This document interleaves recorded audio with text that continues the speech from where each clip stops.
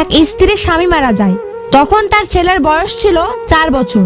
মা মানুষের বাসায় কাজ করে ছেলেকে বড় করে তুলে। মা খালি পেটে থেকে ছেলেকে খাওয়াতো। একদিন ছেলে পড়াশোনা করতে শহরে চলে যায়।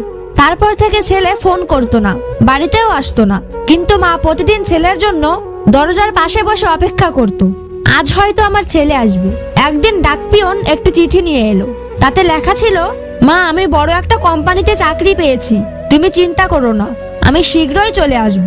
মা চোখের পানি ছেড়ে দিয়ে বলল, আমার ছেলে বড় হয়ে গেছে। কিছুদিন পর সেই ডাকপিয়ন আবার এলো।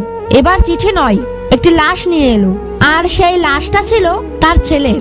তার ছেলে ব্রেন টিউমার হয়ে মারা যায়। ছেলের লাশের পাশে একটা চিঠি ছিল। চিঠিতে লেখা ছিল, মা আমি তোমার জন্য একটা বাড়ি কিনেছি, একটা গাড়িও কিনেছি। আমার স্বপ্ন ছিল তোমাকে নিয়ে ওই বাড়িতে একসাথে থাকবো।